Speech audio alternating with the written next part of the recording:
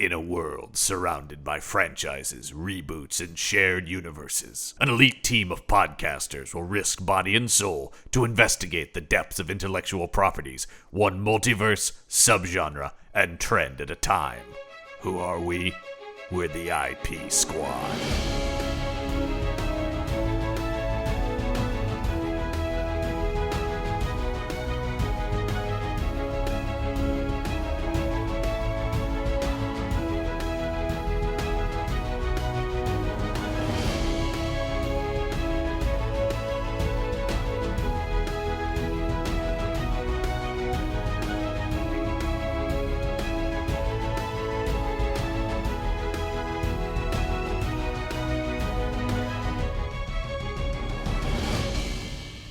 Welcome back to the IP Squad and our ongoing investigation into films based on video games.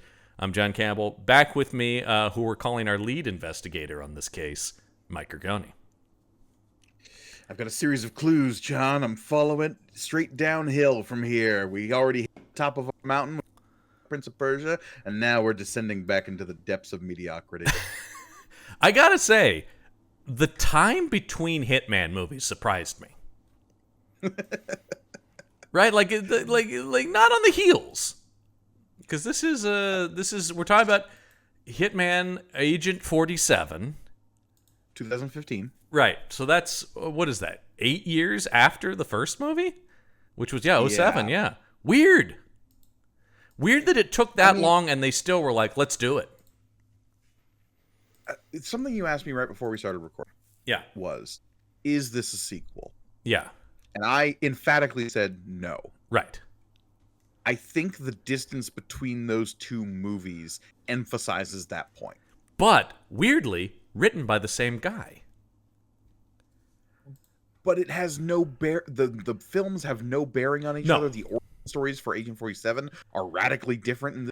That's the thing that's weird about it, right? Is that it's called Hitman Agent 47, which is a good, like, oh, it's a thing but different title, right? It's that thing that, 2015, honestly, is the year where we're approaching this.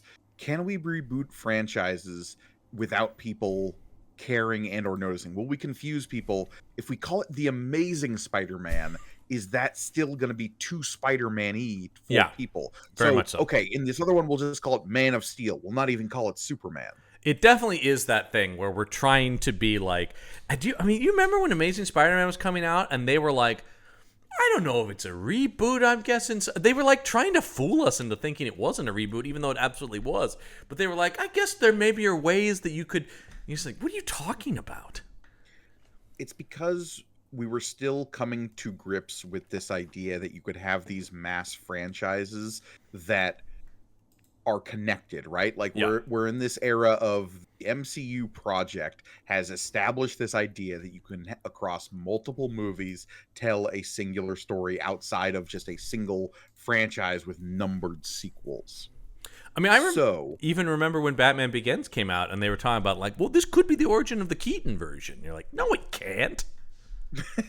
What are you talking about? Like, but Warner Brothers going like, I mean, it's a prequel, maybe, just like, no, that's anyway. Yeah, go ahead.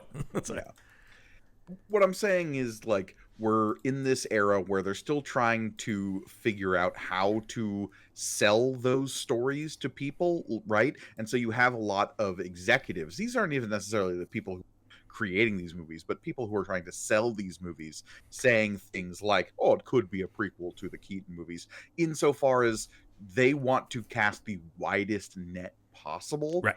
And of course, now we've gotten to the point where we can have 3 movies that are all called exactly the same thing, and everyone can just accept, oh, they're different bits of the different versions. Hi there, Halloween. I think there are like 4 movies called Halloween. Yeah. It's incredible how many. It's like, so that one's also Halloween. But I do think this movie is firmly an example of that. Was like, we're calling it Hitman Agent 47 for the few people who have any love for that first movie. We're not going to expressly be like, this is a totally different thing, even though it kind of is, even though it's written by the same writer. I think that's the biggest thing to me, that I can't think of another time that somebody like straight up rebooted with the exact same guy at the helm. Different director, same screenwriter, though. Skip Yeah, Woods. we're talking about Skip Woods. Skip Woods, man. Engineer of so many Hollywood classics. Like Hitman and Hitman Agent 47. And X-Men Origins Wolverine, which that's the movie he wrote between these. And he was Fox. We were talking about this a little bit beforehand. This is a real interesting snapshot of Fox, and also I'm realizing doing this season, this is why they ended up getting bought by Disney, isn't it? They just never. They were always trying to get these movies on the ground because, like, pretty much everything Skip Woods wrote was for Fox. He was like their guy. So they gave him the Hitman movies. They had him do X-Men Origins Wolverine. The A-Team was also them. I like the A-Team. He is one of like 5 writers, including the director. So I think maybe there's not a lot of Skip Woods in there, which is maybe why it's good. This guy, his big breakout, we talked about this on the last one, but I'll just mention it again. Swordfish, which is a pretty stupid movie. What's the password? It's Swordfish. Okay. I gotta say, just go and look at the poster for Swordfish. It's very funny. It's just a black and white photo of the cast around a computer because they're like, we don't know how to fucking sell this computer movie. I do want to mention the other credited writer on this film, Michael Finch, who does he have a screenwriting? Does he have a screenwriting credit or a story credit on this? I believe. Let me take a look here. Story by credit. Story by, yeah. No. Sorry. Story by Skip Woods, screenplay by Skip Woods, and Michael Finch. He does have a screenwriting credit. Yeah. But Michael Finch, before this, helped write a movie that I know you and I are both big fans of, and that's Predators. Also for Fox. Yep. And then after this, we have several movies that can be found at a red box near you, including Countdown, Interrogation, American Assassin. If I told you, Gorgone, that I have seen all of those movies, would you be surprised? Not at all. I have seen every movie this man is credited with writing. I saw The November Man in the theater. Pierce Brosnan is the November Man. The franchise that never went past that. And I also saw American Assassin in the theater because those are both based on my Old Man novels. Yes. But then we're talking about he has a redemption to his career because the last thing he wrote was John Wick Chapter 4, a pretty universally liked entry in the John Wick franchise. He also has uncredited additional literary material for the spin-off Ballerina that just came out. That's interesting. What does that I don't know mean? What that credit means. I've never seen additional literary material. He wrote backstory for a character that the actor used? I guess, because Ballerina takes place between John Wick 3 and 4. Oh, I did not know that. Yes.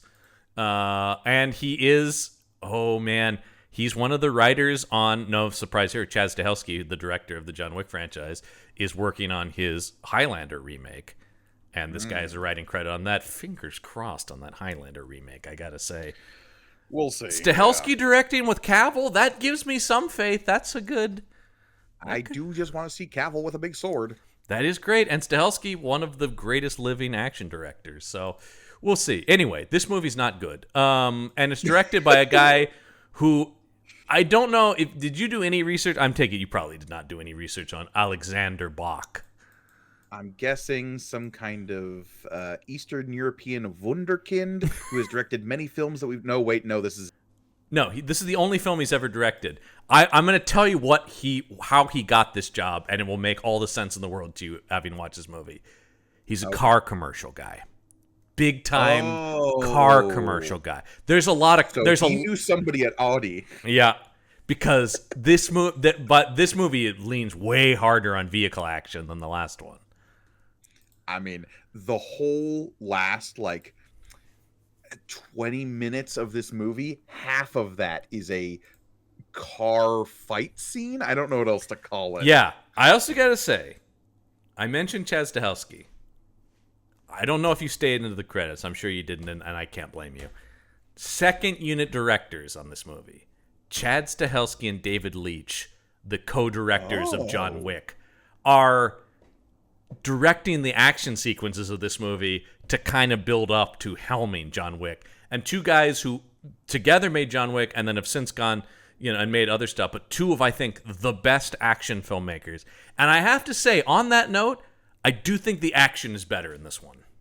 I was gonna say, because that makes a lot of sense to me. I was more engaged with this film than the last Hitman film. And I think part of that is I think it's paced a lot better. It is. And I think the action is a lot more engaging. It is just as stupid a story, like the actual plot, as the last one. Sure. But I do think this is a much more entertaining movie. And a lot of that is the action. And I do think, even if it's just as stupid, the plot is clearer than the last movie, maybe? Oh yeah, no, the plot makes total sense. There's none of this like weird socio-political. Well, there's a body double who took the place of the Russian president, and there's all these assassination like 3-card Monty games happening. It's actually like incredibly simple, the plot to this movie. Yeah, really, it is. Woman is product of same cloning genetic alteration experiments as the agent program.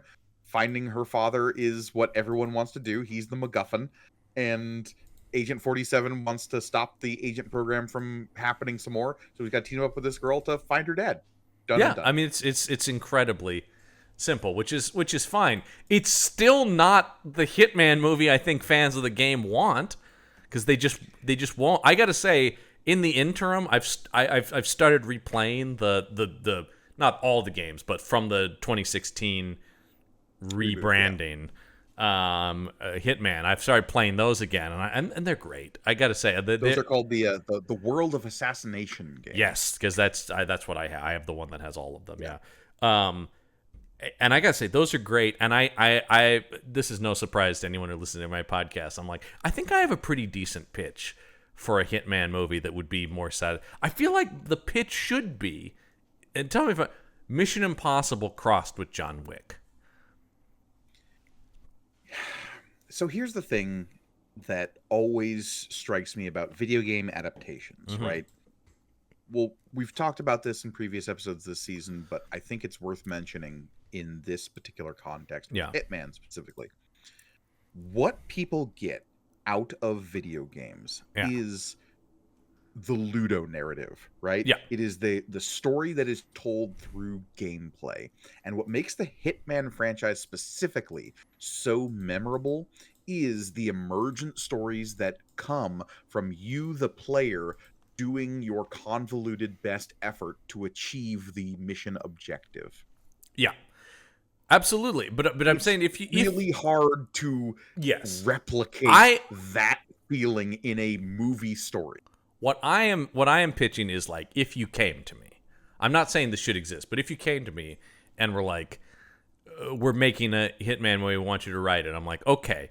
One of the things that both movies have absolutely missed that I think would at least scratch some of that itch we're talking about is he's not super clever in these movies. Like, you want to see, that's why I bring up that Mission Impossible thing. You want to see the procedure of, I'm going to do this, and this. I'm going to succeed at the mission, and no one's going to ever know I was there.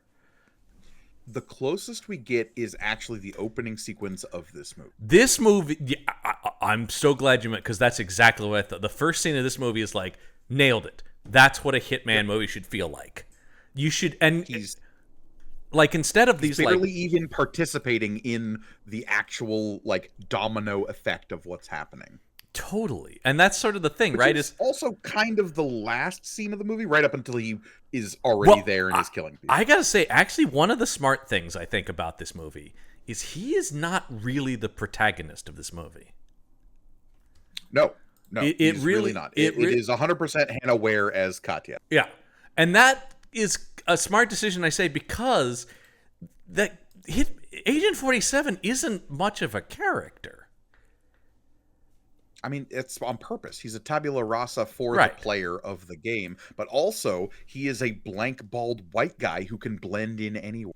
Yes, and so I think that idea about like treating him a little bit like, it's something I've heard complained about by some comic book fans, but something I actually like about the Tim Burton Batman movies is that like Batman isn't in them a ton. I'm like, correct. He exists in the shadows. Like, this sort of a thing about he's omnipresent without always being there. And I think this movie treats Agent 47 like that, too. He is always around, and you're always thinking, oh, is he here? When's he going to show up? But, and when he does, he's usually pretty cool and more mysterious. Certainly way more laconic and mysterious in this portrayal. Because I think one of the smart things this movie does, and look, this movie is very dumb, but I think it is clever in certain respects. I think this movie, this movie's highly watchable. Unlike the last one was slog. Yeah, I did not. This movie didn't lose me like the last one did, where I was like constantly looking over at like a second screen. Yeah, this movie always like kind of had me engaged. It is a blissful 1.5 hours. Oh yeah, that is a sweet 96-minute runtime. Love it. It is a quick action romp. Yeah. I mean, one of the clever things having said that, I will also forget it immediately. But go ahead. Yeah. Look, this movie's going to evaporate out of my brain. Yeah, about 2 hours. But agreed. Okay, sorry. Go ahead. But one of the clever things this movie does is it doesn't immediately empathize us with Agent 47. It makes him a boogeyman for the first like 40 minutes of the movie. Yes. I mean, and like I said, I mean, it does this thing that I will say, I think tries to... It thinks it's more clever than it is because it is still Hitman, and if you're remotely familiar with the game. But it tries to do this thing where it tries to fool you into thinking Agent 47 is the villain and Zachary Quinto is the hero. Yeah, except for the fact that Agent 47 is in the title of the movie and is on the poster. Yeah. And it is clear in the trailers that he is fighting with Katya as opposed to kill her. The poster is literally the two of them with guns, like back-to-back fighting bad guys. There's no doubt about that. But if you're just reading the screenplay, that's what it's meant to be, is including even casting a more known actor as John Smith. Yeah, because lest we not mention it, Rupert Friend is our Agent 47 here. Is that you say his last name is Friend or Friend? No, it's Friend. And actually a spectacular actor. I really am a huge fan of this guy, but he's not like a movie star. He's a real deal actor, like classically trained Brit actor. Yeah. Yeah. I mean, look, I know you immediately are going to know that he's the Grand Inquisitor in Obi-Wan. He played a version of the Grand Inquisitor. It's not my Grand Inquisitor. Yeah. Okay. Anyway, forehead wasn't big enough. Okay. Anyway, he's also part of the Wes Anderson, company. And really, I know that I first saw him on Homeland. But I mean, he's in the Pride and Prejudice. He's like, it's a really interesting choice. I got to say, but he wasn't the first choice for this, right? I believe wasn't. Who was the first choice for this? It was supposed to be Paul Walker. It was Paul Walker. Yeah, who tragically died before they started filming. But this was a much more like, oh yeah, of course, like action guy choice, right? Sure. I have no idea how he would have been in this, but certainly would have been much more. Certainly would have further been like, well, obviously Paul Walker's the fucking hero of this movie. Like the thing, if you want to pull off that thing, you don't cast Brian from the Fast and the Furious. If you were trying to imagine Paul Walker bald. Yeah, I know, right? Because he's so famously that head of blonde hair and stuff like that. Such a it's a weird choice, and I love Paul Walker, but such a clean-cut, all-American hero guy is kind of an interesting. If anything, I can see him in the Zachary Quinto role, right? Because that's meant to be the guy who shows up and you think is the action hero guy, and Quinto's kind of an odd choice for that. Although I think he's pretty good in spite of the script. Because Quinto's a good actor. Good despite the material. He doesn't elevate it, he buoys it into some level of like he's playing it very sincerely. Yeah, he's playing it. He's playing to the material. But as I was saying, in lesser hands, this would be like a god awful piece of this movie. Yeah. Like I said, I want to see the Beach House and or the off-Broadway play this paid for. Because I just another guy who's like a stage actor, Quinto. Once again, like he did Star Trek, but that's kind of the outlier. These are like drama guys in this movie. Both him and Friend are interesting choices for this.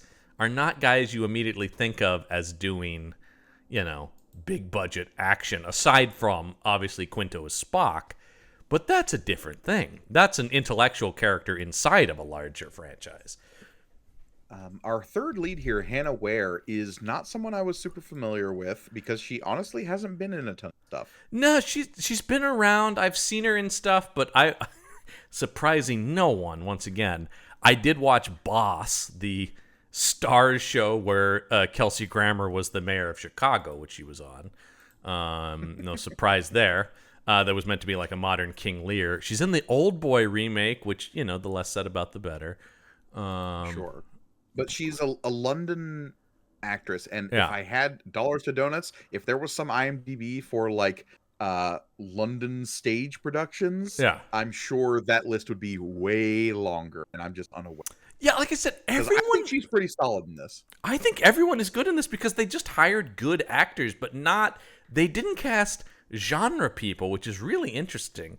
Now, some of that is, Quinto's probably the big name here. So some of that is they're saving money because this thing cost way less than the first one. This Which was is surprising because I think it looks better. I think it's better directed. There's no question about that. Yeah. Let's see, what did the first one cost? Because I would not remember that. Actually. Oh no, wait, sorry. It actually cost more. Now that I didn't realize the first one only cost $24 million. This one only costs $35. So actually, this one costs more, but still really low by action movie standards. Sure. Well, and especially post Avengers, we're starting to get into this age of bloated Hollywood budgets. Yeah. Like the fact that this movie costs less than 50 is actually pretty surprising to me. It is, because it's got a couple. I mean, like I said, I think this one definitely has much better set pieces. Like when it goes to the action, there is much more clever staging that may have something to do with the two about to be iconic action directors who are second unit directing this thing. The whole sequence in the jet engine building which is factory. maybe the silliest setup to a scene, but ends up being very cool. Oh yeah, but like, look, if you want to give me the most amount of toys that a super assassin can kill people with, you put it in a jet engine construction factory. I will say that definitely hits more on the Hitman stuff, right? Is there are more creative kills in this. He does dispatch people in interesting ways, which is definitely part of the game, using the environment and stuff like that. And he does do some more disguises, still not as many as I'd like, but yeah, the only time in this movie where I was like, okay, Hitman, you've got me, is when he's slowly putting together the pilot's outfit inside the airport. Otherwise, he does costume changes faster than anyone could humanly possible. I mean, he does them. Well, whip pan to suddenly he's a cop. Whip pan to suddenly he's a firefighter. I mean, I will say maybe too true to the game in that sense, where you just click a button and the costume appears on you. It's like, well, we don't need to be that committed. But yeah, and I do think, and it's not, I think Friend is a better choice than Oliphant. I love Oliphant, obviously, but as we talked about, weird choice. Friend does play him much more stoically. He's got much harsher features. He looks more like a dangerous, like, killer. There are a couple of shots in this movie of like a craggy faced guy in shadows and like with the red tie, and you're just like, ooh, that's a good looking shot right there. Yeah, he looks great as Hitman. I wish the script, once again, my big issue here really is the script. I think this one actually had a lot of the pieces to be more interesting, and even the ideas in this I like the idea. This movie does the right thing. I do think a Hitman movie should ultimately be about the organization he's part of. I think that's the most interesting thing if you're going to make a Hitman movie. And this whole idea that basically the plot of this movie is people are trying to restart the agent program, right? There's this guy, Kieran Hines, another fucking amazing actor who's just, but a guy like a lot of the great UK actors who's always happy to take a paycheck. And he is the guy who created the Hitman program, which in this is like the game. Unlike the last movie, this is a case of it is cloning, genetic engineering stuff. Yeah.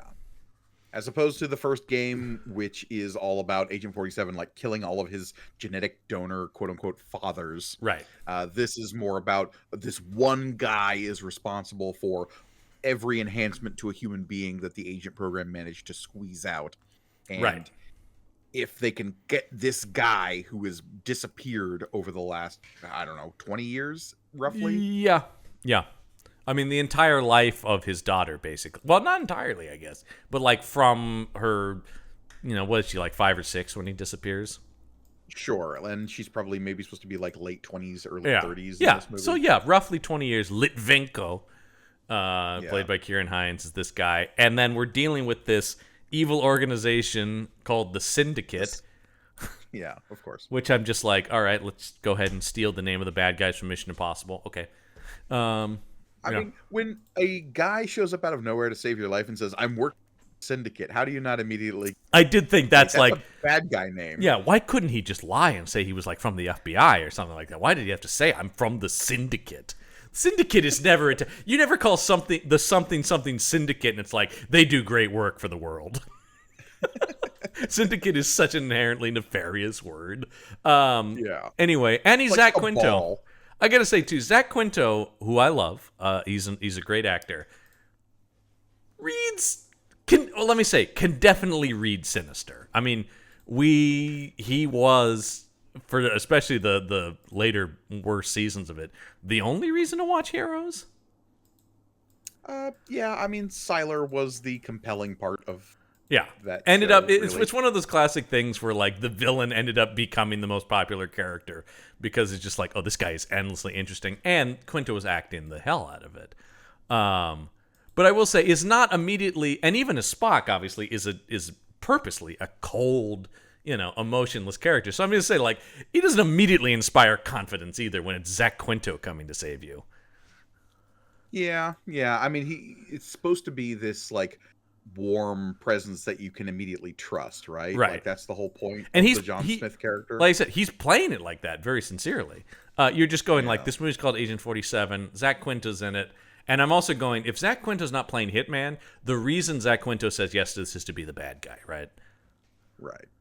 And I like the bad guy he's playing, this like kind of super soldier who wants to prove that he's better than any agent, this genetically engineered person. Which is he fine, has right? Maybe the dumbest power. Subdermal titanium body armor. They made him into. He's not bulletproof because he still gets shot and he still bleeds, but the bullets don't kill him. I guess the bullets go into his skin, but not into his organs, right? Because there's. I mean, I also just love the cheapness of that idea about, oh, he's got metal, he's got this titanium armor all through him, but you can't see it because it's all under his skin, so we don't have to do shit about makeup or anything, right? We don't have to pay for any kind of effect or. I do think he's just a slightly lamer Wolverine, right? Like, it does feel like he just can't die. That's kind of his shtick in the movie. I mean, spoiler alert, he's still not dead at the end of the movie, so no, he can't die. For a 10-year-old movie that no one's going to read. No, I'm being silly. But he's essentially unkillable, which I got to say is also like, once again, I don't expect any fidelity to the games, but like, the games have this sci-fi conceit of the Hitman program, and then that's kind of it. Like, other than that, it's the real world. So the idea of fighting an unkillable figure is like, okay, so that's way more insane than the games. Well, and like, they show him at the end of the movie after he's been electrocuted and skin's all white, so I guess he's sort of supposed to become the albino guy from Hitman 3? Yes. I think that was the idea. And apparently, I only learned this the other day doing research for this. Apparently, there's a tie-in comic book that will continue his journey becoming that guy. There is an actual comic book that I'm sure no one bought. I just don't, because there's just, this movie is okay, Yeah. It's okay, but that's a problem. Is especially now I talk about we're really like spoiled with action cinema these days. Yeah, I will steal a line from the folks over at Blank Check, and like, this is a solid gentleman's 6. Absolutely, it's totally watchable. I'm not embarrassed for anyone in it, except for having to say lines like subdermal titanium body armor is pretty goofy. And that's I would say that's the goofiest thing in this movie. In a movie, once again, where I am going like, oh, genetic engineering and cloning, yeah, whatever. I will say they also, at a certain point, once Katya's powers come to be, she's incredibly powerful and can see the future. the Katya's powers is maybe the part of this movie where I'm just like, okay, I'm glad you're not stopping to explain any of this, because if you did, it would sort of derail everything. We just sort of have to accept that she's basically a precog. Yes, and I do think that one of the good things about the aforementioned 96-minute runtime is this thing just kind of goes like, and almost like stuff like the body armor or her powers. You're more like, I'm sorry, wait, what? Okay, we're on to the next scene. There are some dropped lines about how like her senses are so heightened that her like she says that like she's always afraid, so like her instinctual fear response and survival instincts are like cranked up to 11 all the time, and that's like been ruining her life until Agent 47 swoops in and says, use it. Well, because and we get this line, because talk about the guy who does have to do all the exposition is Kieran Hines when we get to him and his futuristic greenhouse. But his thing about he gave the agents this ability to kill. He said, I genetically engineered her to survive. So she has more defensive threat reading capabilities, right? She certainly can turn that on and do the action, but all of her inherent abilities are about perceiving threats coming towards her. The big buy-in you have to do with her in the last half hour, suddenly she's also very good at shooting and hand-to-hand combat. That is the thing. It's like, oh yeah, he might as well go, oh yeah, and I also threw in a whole bunch of gun skills into her DNA too. Why not? Into her DNA, gun skills. I mean, you know what? In this movie, that wouldn't have shocked me at all. Sure. It's just part of her memory is that. Because, yeah. And so one of the other things I like about this is because of that story for Katya and this idea that they're both born of this program is they don't try to do any kind of a not that they did much of a romance, but they did, an emotional connection of like, and maybe somewhat sexual if he could in the last movie. Here I like that it is more of like they're siblings, right? We're both born of the same thing. I mean, Heinz's character is even like, it's your brother. Yeah. He is the father of these, these things. This program. Agent 47 even says like Katya's name is a bastardized translation of what is it? Like Russian for 90.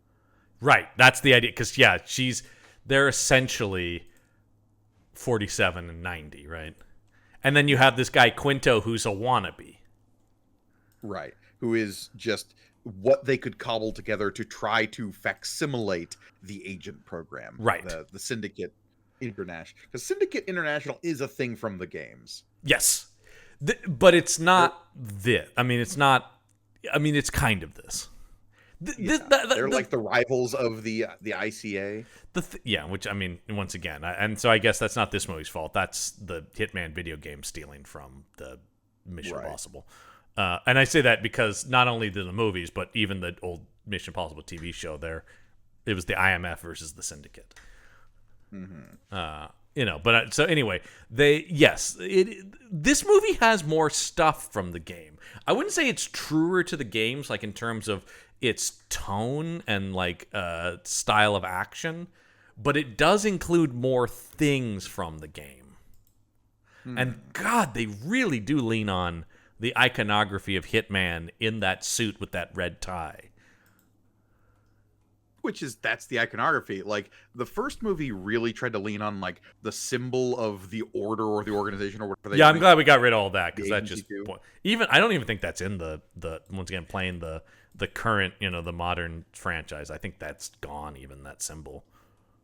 Or if it is, it's certainly useless. Stuff is like kind of a reboot of the franchise, but also like continues the story. And at that point in the Hitman story, like they basically burned the ICA to the ground and walked away. Right. That's the idea is like in those games, they're more cleaning up the people which I do think that would be, and that probably would have been the sequel to this, obviously, right? Going forward is like eventually it becomes Hitman versus the agency, which makes a lot of sense. And that's the natural place to take this character for as much of an arc as you're going to give him. Is like, wait a minute, because that obviously, and even this movie kind of gets there, but that would be once again part of what my pitch would be is like at a certain point, it's any like robot or clone assassin thing, right? About just like at a certain point, what am I doing? Why am I killing? It's RoboCop, it's Total Recall, it's like Any name your Paul sci-fi Verhoeven action movie, franchise yeah. with an unstoppable killer. Right, and this whole idea about, like, wait a minute, am I just a weapon for these things? Don't I have beliefs of myself? And I think that's probably where this was going, because there's no doubt that, like, Skip Woods, I'm sure it was like, this is movie one of a trilogy of Hitman, you know. I mean, this movie basically ends on a cliffhanger. It does, because I mean, the movie ends with Katya and him going off together. And no, it ends with a second sorry. Hitman, Agent 48. That's right. I'm It's sorry. times two. That's right. It is. It does end with another Hitman showing up, and they're gonna fight it out. Not in the next movie, though, folks. And then also albino Zach Quinto, who maybe Zach also Quinto, might. cut to Zach Quinto's eyes opening. I will just say, if he also has electricity powers, I wouldn't be surprised. Sure, why not? Because he gets electric.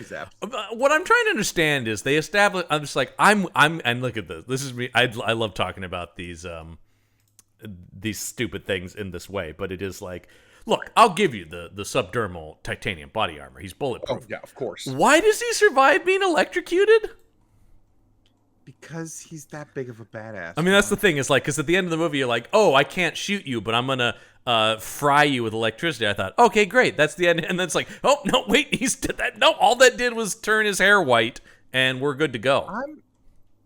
This movie is an R, but it's a tame R. It's a pretty tame R. Yeah, I think the last one was too. We a little didn't bit. see the charred, electrified corpse of Zach Quinto strung up against the wall there at the end, or at least like wispy barbecue smoke coming up in front of Agent 47. Yeah, it's interesting. There's a lot of people who die, but there is not a lot of blood in the movie.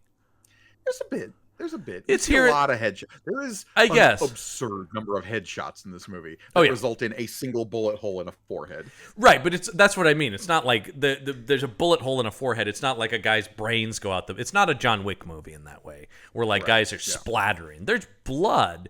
But yeah, I actually don't think it would have taken much to get this down to a PG-13. I think they didn't care, obviously. Yeah, I think the big thing is there's a couple of blood splatters that like come at camera that are pretty visceral. Yeah, actually, I have to look. Was this engine turbine deaths that are pretty? Was this in 3D?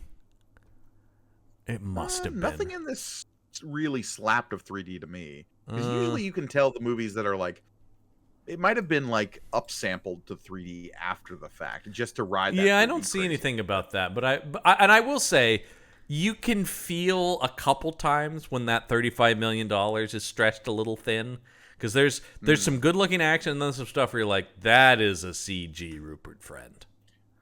When they fall out of which window is it onto the train tracks? Onto the train tracks.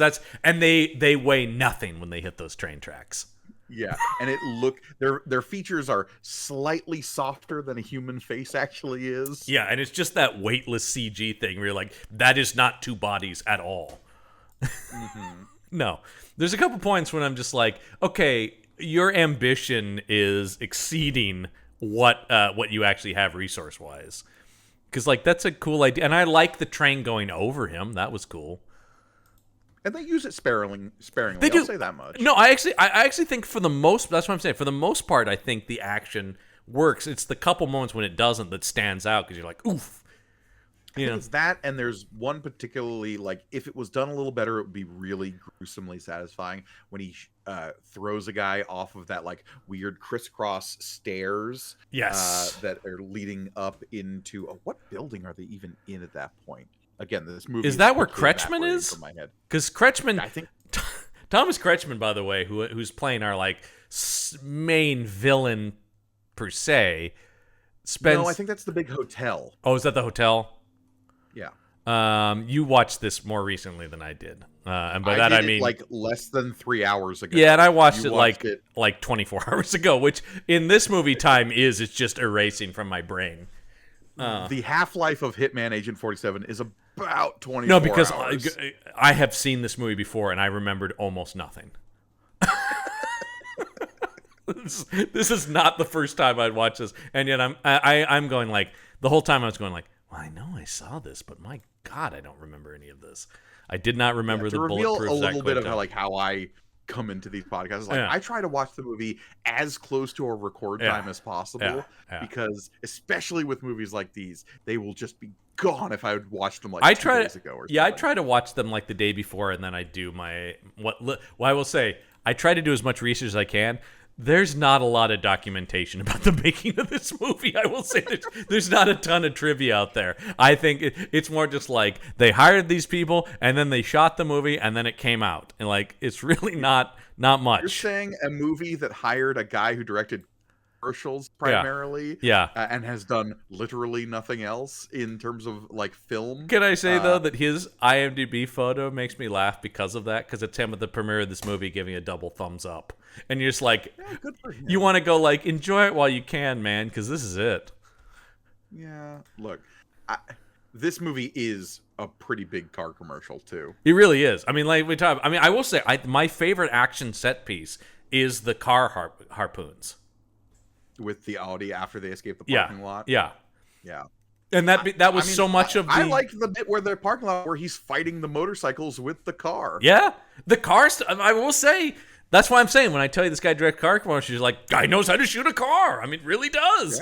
Yeah. I will say the movie just looks better too. Like it's better lit. The last one was like kind of dark and muddy and not... So you know how whenever a film or a TV show is trying to like convey that they're doing a thing in Mexico or south of the border, there's this weird orange filter that gets put on. Yeah, I heard it once described as tobacco stained, which I think is a perfect description.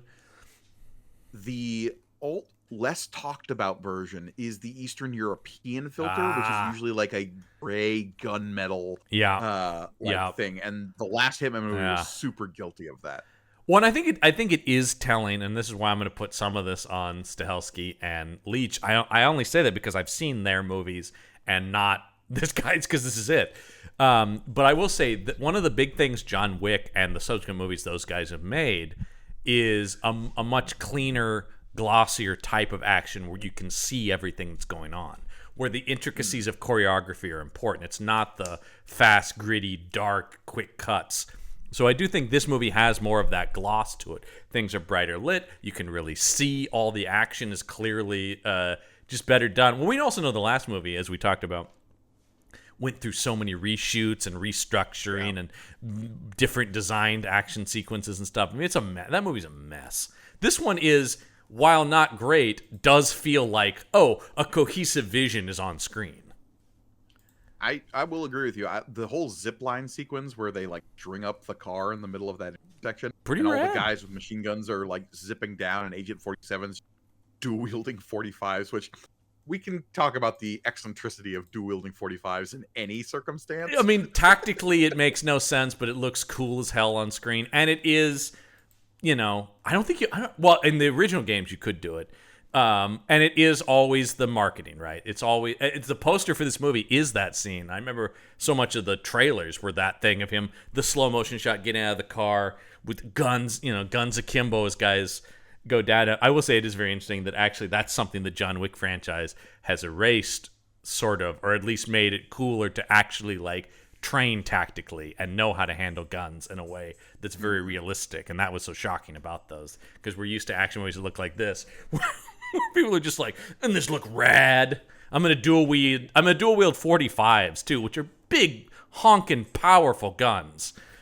Yeah, the idea at the end of this movie, he's like doing his little like kneeling spin moves all over that helipad and firing the 45 from the hip, and I'm like, okay, your wrist would be gone. Yeah, absolutely.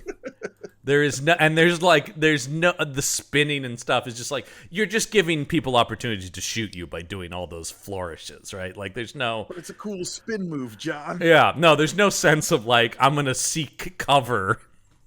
It's the coat and the tie can whip around. Well, actually, the thing I eventually love about the John Wick franchise is they're just like, we just made the suit bulletproof. Yeah, sure. End of story. Done. Perfect. So you can just put the coat up over his face and people shoot at him. You're like, great, but it's bulletproof, so he's all good. Yeah. I guess this movie tried to do that by going, we'll just make this guy's skin bulletproof. Yeah, you just gotta grab Zachary Quinto and hold him in front of you. That's all you do. I gotta say, I would love to hear Zach Quinto talk about this. Like, what did you think about Hitman Agent 47? It's such a weird outlier in his career. Because he has the third most screen time in the film, Yeah. right? He's firmly the triumvir here. He's the main. I mean, while Kretschmann is the guy behind it all, he is our central antagonist actively. He is antagonizing. Yeah, absolutely. He is the guy actively chasing them. Because the thing I was going to say earlier about Kretschmann is, what an easy gig. He spends the whole movie just sitting at a desk going, yes, find them. He is in he's in 3 sets total. Yeah. He is in his desk. His super desk that has touch screens and stuff on it. Yeah, he's got a super desk. Oh, they love touch screens with weird swoopy digital displays in this movie. Even Star Trek is like, calm down. The visual effects guys in this movie saw Minority Report at a very, very critical time in their lives. Absolutely. But it's so much that you're like, what the? Once again, I'm just going like, what world is this? Is this the future? Is it the future? His super desk, his torture room, and the helicopter at the end of the movie. He always is in an Apple store, though, right? It's all this bright white it's glass and light, and he's just there going. And yes, his whole thing is, I do love this. Is Bring me the agent program guy. It is such a science fiction idea, right? That there is a guy who created a scientific process. Well, however you do it, that you make these super agents. And they say he did it back in the 60s initially. Yeah. And then just this idea that in all that time, no one else has figured out how to do it. He never told anyone else how to do it. It was only him. And so this idea about we need this guy. You know what's fun about science? Being able to reproduce results. It's like the entire thing about it, right? Yeah. And okay, maybe a specific formula or chemical compound or something. But given enough monkeys and typewriters, the whole idea with the scientific theory is being able to recreate reproducible phenomena to prove certain elements of reality. And That's the whole thing. This movie is basically for 50 years, nobody could figure out what the hell this guy was doing. And look, Marvel's guilty of this sin. I said it's a very but at least in Marvel they've tried they have done it. It's just the X factor is always Steve Rogers, right? Sure. Yeah. It's we made the super soldier formula again. It didn't work because that guy's not Steve Rogers. Yeah. Fair enough. I mean one of my favorite moments in the Thunderbolts was Red Guardian being like, "Oh, what kind of super soldier serum you get? Oh, Hydra, very fancy. Oh, I got Russian." But he even says reverse engineered Russian, Mm-hmm. Yeah. It's so it's just so goofy. I love it. It's very silly, but just this idea about we have to find this guy. And then of course the thing ends up being actually they don't want that guy, they want the daughter. Well, but they start wanting the daughter because the daughter they think is the key to finding the guy. That's right. They're right.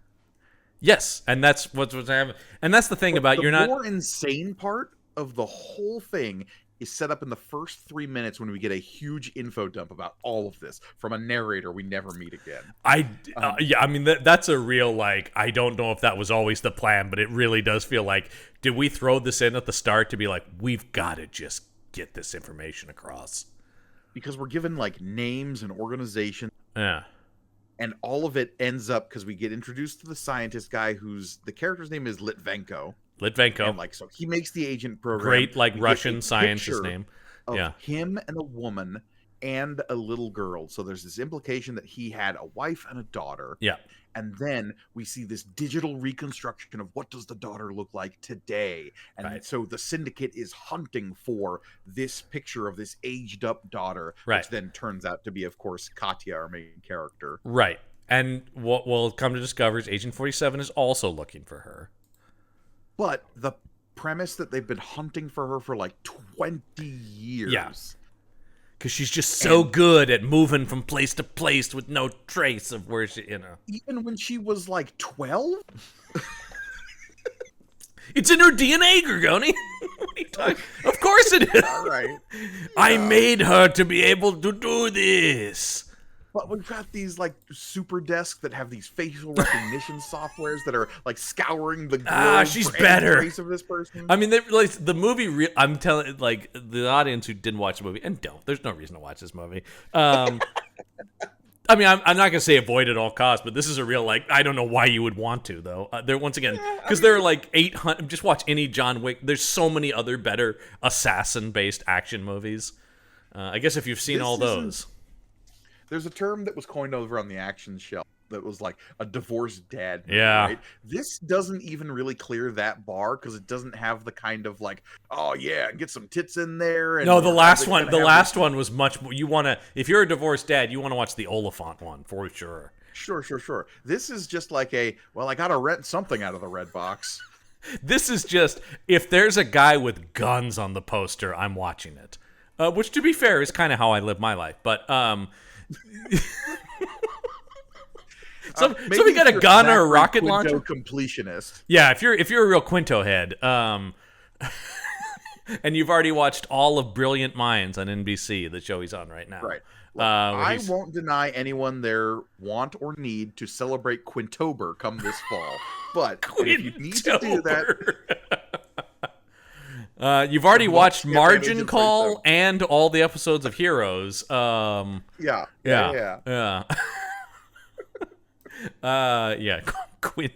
Happy Quintober, everybody. Anyway, gather the family around and we'll watch Hitman Agent 47. I will watch all the episodes where he does the voice of Robot on Invincible, which is great. Once again, the guy's great. But the now I've lost my point because of Quintober. But I'm sorry. No, so Hitman's the Agent 47 is also looking for. It's just that the movie acts like there's this twist where it's like, oh, actually he's trying to save her, and they're not trying to kill her. They're trying to get the father to do things.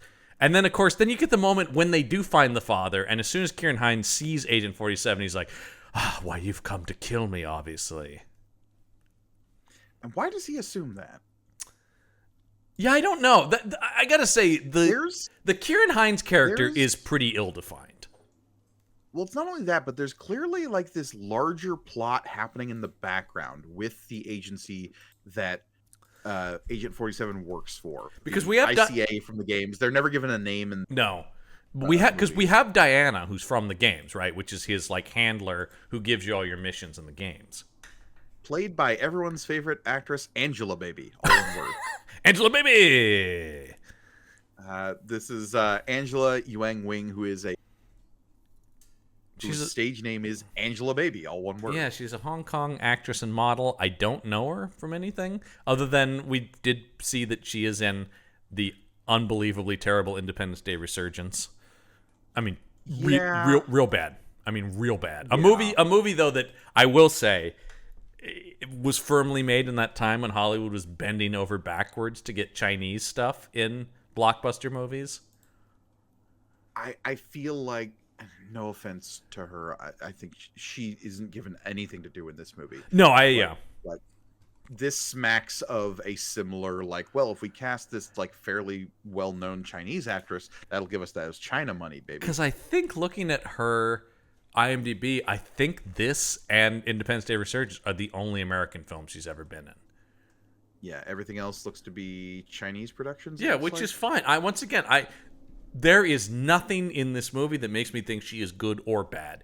Anyone could have played Diana. And once again, the fact we even see Diana is kind of unusual because for the most part in the game, she's just the voice that goes, "Okay, 47, your next target is," Right. She's apparently in 22 episodes as a fairly prominent character of the 2nd century historical drama The Wind Blows from Longxi. No idea. Don't know it. I mean, why would you? I mean, I know some foreign shows, but I don't think this one has made it over to the U.S. It's from 2022. Yeah, I don't. It's not available to. Oh, it's on Prime. Okay, you can watch it, but it doesn't have maybe the prestige of like when Netflix puts out a Squid Game or something like that. When a foreign show. Sure. Look, if you're craving more Chinese historical drama, maybe check out The Wind Blows from. I like that one with the zombies. What's the name of that? I can't remember. Kingdom. Yeah. That one's pretty good. That's Korean. That's Korean. I will say Korean television, pretty good. I can't say I've seen much Chinese television, actually. I've watched a fair bit, mostly because New Adventures rules. Okay. Yeah, I mean, I watch a lot of Chinese films, but I can't say I've seen actually many Chinese shows. It's a lot of historical dramas Yeah. and like. I mean, and to be fair, they do have a rich and fascinating history. There's no question. Yeah, but it becomes difficult to grapple with because like we have no cultural connections to it, right? Right. So like you hear a historical drama about like I don't know, antebellum South, and like you have some basis of like, okay, I know what to expect about these historical facts. And even things like feudal Japan has so much recognizable iconography with samurai stuff, right? That is different and there's than like names and dates that stick out to you of like than Chinese stuff existed this time. Right, yeah, it's and I mean, of course, and in Shogun they're like, if we could also get a white guy in there to experience it all and have him explain it to us, that'd be real good. No issue with Shogun, by the way. It's a great show. Everybody should watch it. That is all to say that Angela Baby is given nothing to do in this. Anyone could have played this part. It has nothing. It's such a nothing part, and I don't even really understand what the deal with Diana in it is. It's unclear. Like, that was my point. Is there is a whole thing happening with the agency in the background of this film that is not explained because at all. That sets up the ending where they've obviously sent Agent 48 after him, who is an identical looking Rupert Friend. Right, which is a thing from the games, that they are clones. Yeah. Although in the game there's interesting stuff where like they're clones but they still age, so you get like the numbers before 47 are old man versions of him and stuff like that, which is interesting. I mean, I do think one of them I guess, but it's always the classic thing of, well, the next one would have dealt with this. The interesting thing would be to see a bunch of these guys together and whether they fight or whether they join together. And it would be and also I'm sure Rupert Friend would love if I could play an old guy and a thing, and then I'm playing like 5 guys and they're all fighting the agency. That's a good movie. That could be a good movie. Well, John, we got that movie. It's called Gemini Man. Well, Gemini Man does rule, actually. Go watch Gemini Man. What if it was Will Smith that was both young and old at the same time? It's pretty awesome, actually. I mean, I just keep thinking that both of these movies, this one less so, but still, is like continuing to like go like, you guys are almost purposely avoiding the most interesting stuff about the Hitman universe. Because it does seem like, even as sci-fi as this one gets, they're still like, whoa, we don't want to get too far down the rabbit hole here. This isn't a nerd thing. But that's such a constant refrain this season. It is. It is absolutely constant, like, well, video games are for children, so we can't take too much of the kiddie thing from the murder game we're adapting. I mean, it makes sense to some extent from us as comic book fans, right? We firmly went through that, and it still exists to some extent, though obviously considerably less than it once did.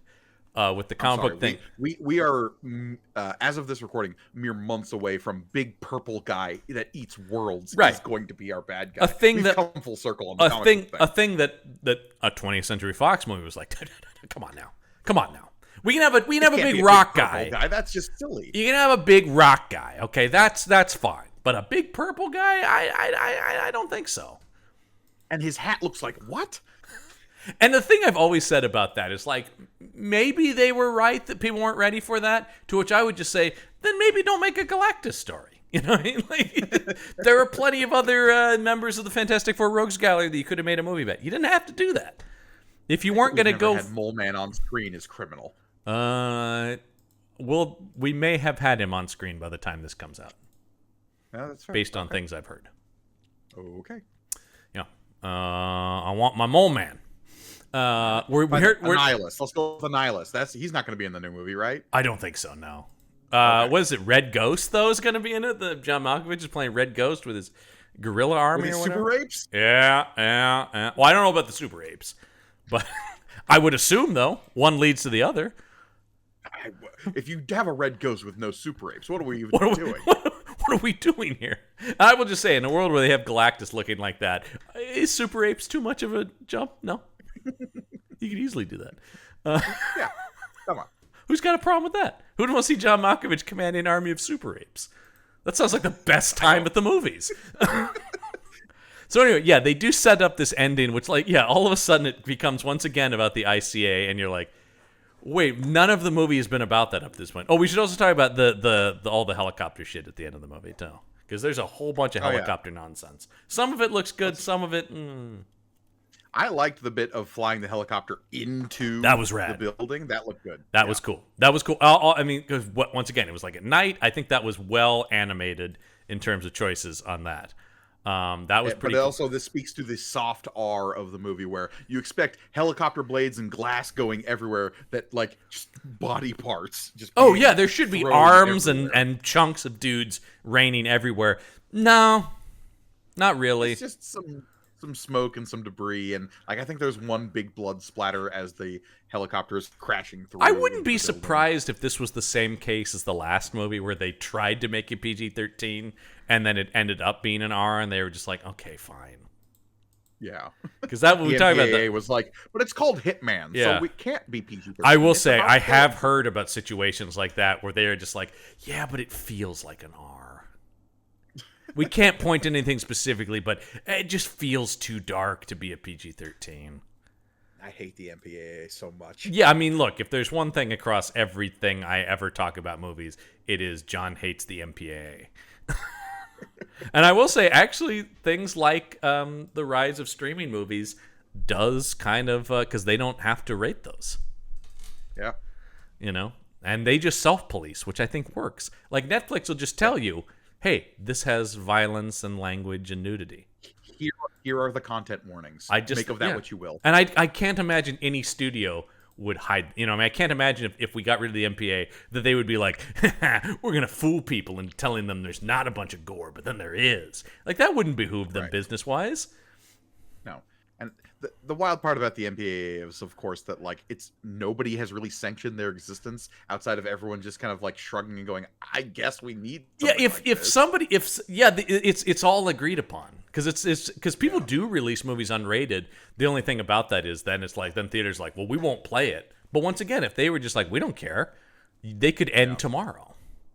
Mm-hmm. Welcome to this rant, It's not everybody. like it's a government agency or something. It's not, in fact, and people talk, and of course it's several years old now, but it's still a great movie. This film is not yet rated. Kirby Dick's documentary about it is amazing, and still a lot of it still holds pretty true. But the MPA was created to keep the government from creating a thing like that. But people point out, I actually think the government would actually be fairer at the very least, if not better. Well, I don't know about today's government. Well, maybe John. not today's government, but I understand the idea. But it's just people talk about at least it would be more transparent. The idea of the MPA is so secretive. A government there would be very set rules. We're not saying the government should do it. It's just this idea about to prevent the government coming in. We ended up creating something stupider. Isn't the English system government run? Almost every other country's is, yes, Yeah. and they are considerably less harsh. Movies are almost are rated like a full, and over there it's none of this PG stuff. It really is just like, you know, all ages 7 and up, 14 and up, 18 and up. Like it's all just it's very clear. It's much simpler. But if you look at most American movies, it's like a full letter grade, or like a full rating less in England than it is in America, because they're just like What is this? What is this movie rated in? Ooh, that's a good question. This is the first time we've ever done this. Let's take a look. Yeah, here. but I think it speaks to like kind of the tone of this film is like we've talked about it, like it's a fun action romp, but Yeah. it's not trying to do anything too gruesome or wild. So this received in the United Kingdom. This received a 15, which is their equivalent of a PG-13. Okay, well there you go. Yeah, it's the rating below R, and a lot of places rated this like teen. Yeah, Russia rated it 18 and up, but it's not a surprise. That's fascinating. You know, I've never looked at these really. Like you can go under the ratings and read what every country gave it. Sure. Yeah, and usually a lot of those countries do it by age category. Yes, they There's do. not really many other countries that have like a weird arbitrary letter attached to it. Yeah, it's only really a couple. Most of them, it is just yeah. It's and they call it a certificate over there. It's a 15 certificate in the United Kingdom, 15 in Turkey, 13 in Thailand. Taiwan says if you're 12 and up, this is good for you. Same with Colombia. Yeah, but then I like the ones that are harsher, like a Russia, with like 18 and up. Son of a bitch, our Russians aren't going to see this if this is, Nigeria gave it an 18. I don't know what Indonesia's system is. It got a D. Oh, I don't know the hell. Get degrees. I don't know what the hell that means. A D rating. Man, well, then it shares the rating with 28 Days Later. But also Mission Impossible Ghost Protocol. Interesting. I have no idea. Okay, I will investigate India's rating system later, or Indonesia's rating system later, because what? The idea that 28 Days Later and Mission Impossible Ghost Protocol are the same level of appropriate for your kids is a weird fucking rating system, man. Zombies or Tom Cruise in a building. Same deal. Just as upsetting. Zombies and sexual assault. Yeah. Tom Cruise on a building. Yeah, Tom Cruise just hangs off a building. The Mission Impossible movies, some of the most bloodless action movies. And they're like, oh, no fucking kid's going to see this. All right, let's see. Anything else we want to... Oh, yeah, so the movie does end, as we talked about, on this cliffhanger, which is so just like, oh, fuck off. Yeah, this movie so desperately wants to be a franchise starter. Absolutely, because it technically ends on two cliffhangers. It ends on that cliffhanger, then we get the mid-credits Zach Quinto still alive. Because the whole movie is centered around this woman, Katya, who is experiencing these basically precog premonitions of, like, she can sense things right before they're about to happen at a humongous variable distance. She was able to, like, hear a woman who was getting abused 3 stories up in a building as she was walking past. Yeah. She can tell right when people are about to burst into their hotel room and start attacking them. She can tell Agent 47 is entering the U.S. Embassy in Germany when she is locked stories above in the interior. Wait a minute. Hold on. I'm so glad you mentioned that, because we forgot one of the most insane scenes in this movie, which is with the great character actor Dan Bakdal. When Agent 47 gets locked in the embassy with them and has the "you've just brought me my weapons" moment. Because what is this guy thinking? Dan Bakdal, who's a great character actor, and if you look him up, you've seen him in everything. It plays this U.S. envoy. What do they say? What he Sanders. is? Yeah, he's the stuffed shirt that's in he's a government guy, right? Yeah. And he goes, because number one, they do a total rip-off of the Matrix thing, right? Where he walks through the metal detector and then opens up his coat that's full... Or no, sorry. They check his bag that's full of guns, right? They check his bag, which has a humongous sniper rifle. Yeah. And then when they draw on him and he raises his hands and, like, lifts his coat, he's got the 2... Oh, right. Like, so it is 45s in there. It is just the fucking Matrix. Even though that... But instead of drawing at the security checkpoint, he gets arrested. Yeah, it's one of the coolest moments in The Matrix, and here I was like, wait, what? And then, Dan Bakdal makes the absurd decision to bring all of those guns into the interrogation. And specifically the sniper rifle, which he then loads! But that's after Agent 47 threatens his family. I guess, but the idea that he still has it there, and then he's like, all right, and I'm going to put a bullet in it. And all of that is just so Agent 47... How does the table ends up...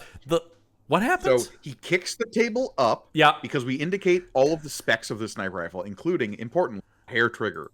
So when Agent 47 kicks the table up that he is manacled to, when the table lands, he has moved in such a way that the sniper rifle will both A, fire, and B, shoot the chain that is linking one of his arms to the table. This one I remembered again because I was like, oh, I remember this in the trailer. This was a big trailer this was the trailer shot. Yeah, because it is, and it goes into the CGI bullet, goes through the thing, and you're just like, okay.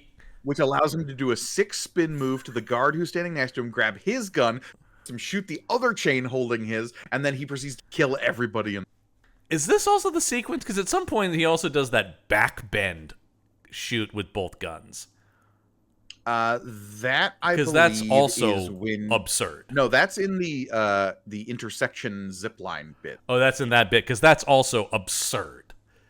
Yeah, because Like, he like bends backwards, firing both guns whilst also I just spinning around. it's impossible to aim two guns at the same time. Let's also do it upside down. He's Why are just you that making? good, John. Why are you making? Well, I mean, I understand they're trying to make him. And once again, I like that scene. It's a cool scene for the most part. But that I did go like, well, that hardly seems necessary. There are times when I'm like, I'm sorry, is the character of 47 going, this is going to look cool? There are times when I think he's... I am struck by you, John Campbell, watching an action movie going, well, that hardly seems necessary. Well, because it's not motivated by anything. I know. Arnold Schwarzenegger sticking somebody on a steam pipe saying... Hey, why don't you let off a little steam? That seemed necessary. Well, I think it all depends on what movie you're watching, right? Like, Commando is just a cartoon. And this is also a cartoon, but that's this is the just thing an adult cartoon. I just wish, though, that there are moments this thing vacillates. I think that's the thing that irks me a little bit, is it wants to be very serious and, like, conspiratorial, and then also wants to be goofy as fuck. I like this one more because it's more openly goofy than the last one.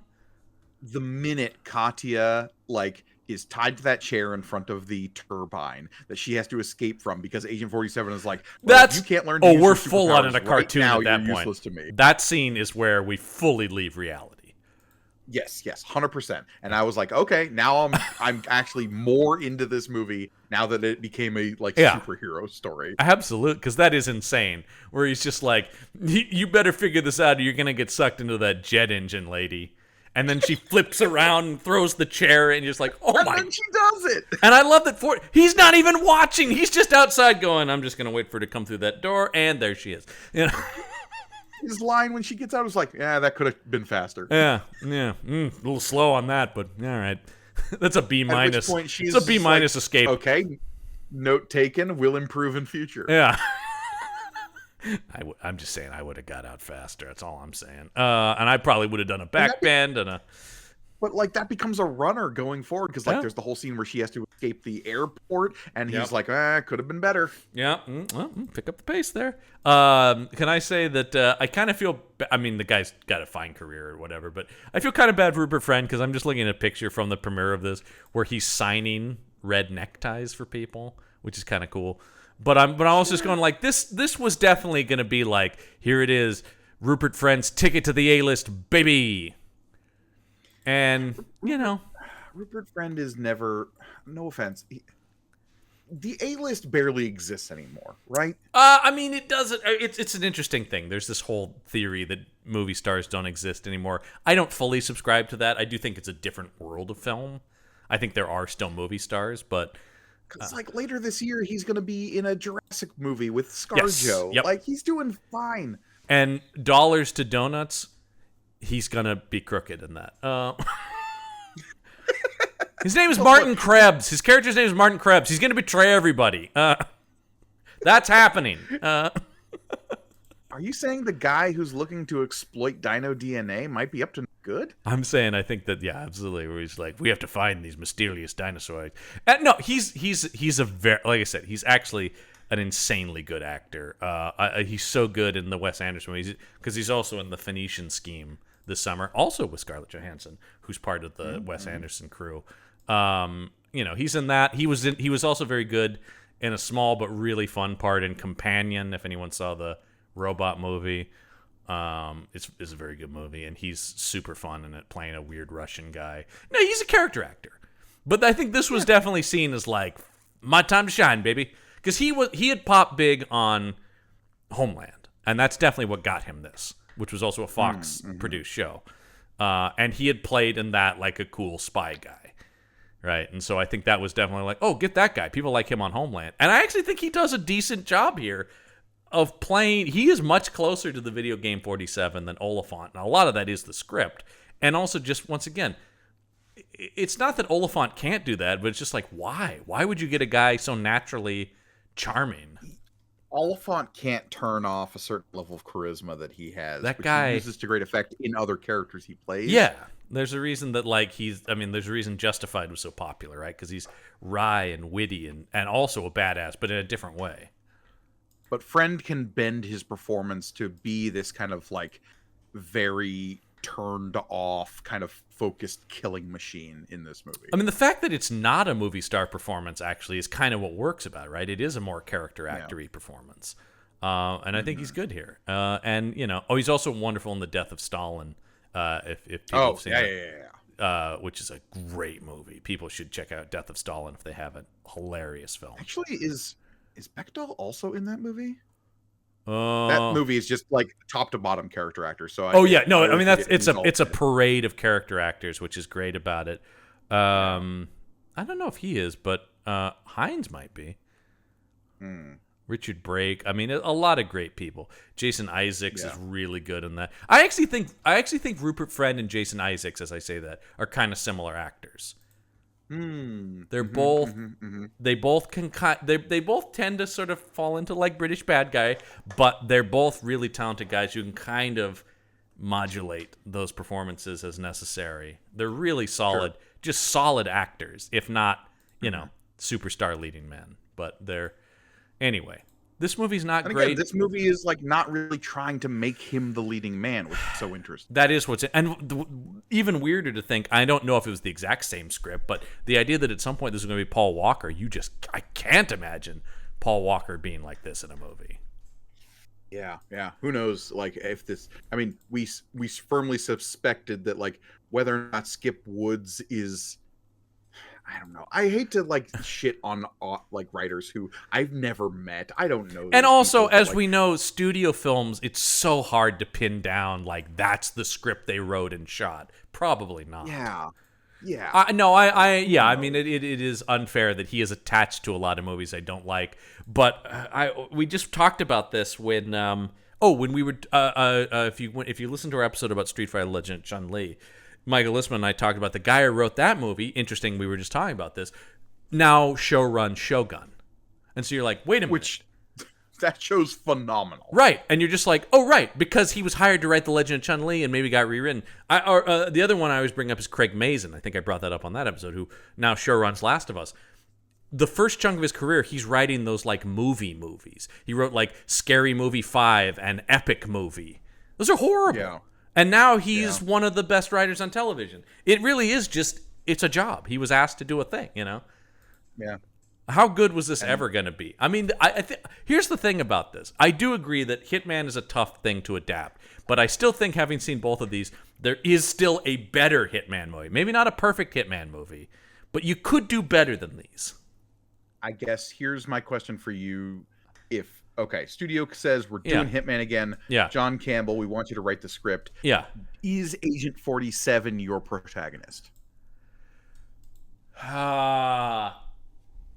Yes, but in in a way where he'd have to be surrounded by a lot of people, but you would have to have more. I would make it his disillusionment with the ICA, his realization that he's being used as a weapon. Now, that would require other people around him in an ensemble, but I do think there is a way to write 47 as having a journey without breaking a big thing the from character. The games is his handler Diana, right? She is sort of the other constant companion. I do think that games. Character should be greatly expanded.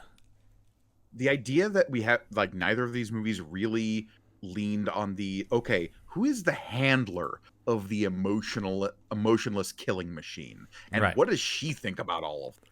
Because I do think that the thing that the games do smartly is that idea that as they go on, they're starting to realize they're being used, they're fighting against a system.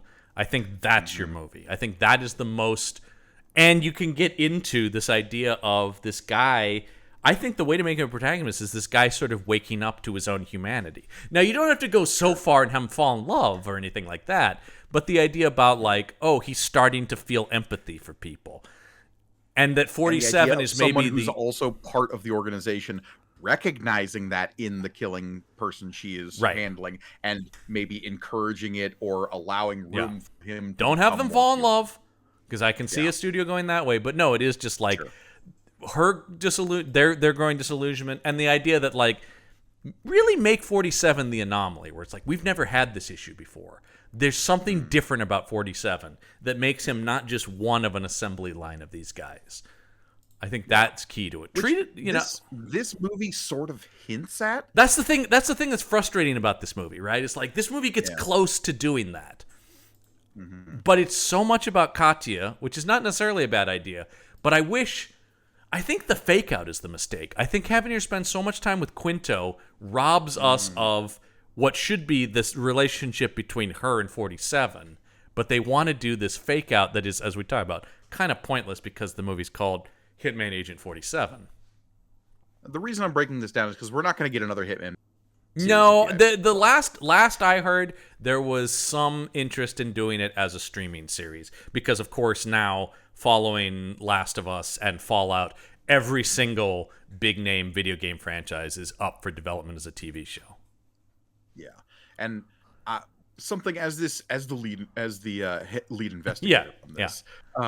Something I'm becoming more and more kind of not obsessed with, but definitely like fascinated by is the idea of video game adaptations as flawed from the get-go, or is there a kernel there that whatever movies we're talking about just haven't quite gotten to? Like, obviously, when we start with Mario, that is a flawed adaptation from the word go. A Mario movie is just kind of a bad idea. Yeah, any of the fighting movies, whether it be your Street Fighters or your Tekkens or what have you, like those, or your Mortal Kombats, those have a core concept, and if you can work around those, maybe there's something there. Because you're playing in something that exists, right? You can go like, oh, I'm making Mortal Kombat. It's gonna be like Bloodsport or Enter the Dragon, right? I think that's why I'm saying like the idea of looking at Hitman, my pitch is like, well, what is a Hitman movie? Well, it's kind of got elements of Mission Impossible. It's kind of got elements of John Wick, and then it's also got this, but it's got this sci-fi sheen on it that I want to see explored more about, like, this guy is a clone. He's been programmed to kill. Well, what is that? Let's explore that.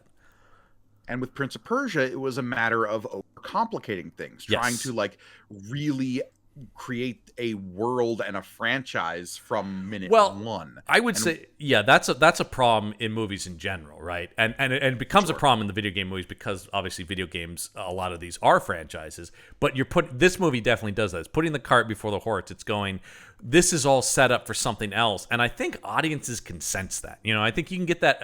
We've definitely been in movies where it's like, wait a minute, are you purposely like holding back stuff? You should, the idea of going, I'm going to hold on to that for the next movie. Don't do that. I'm a big,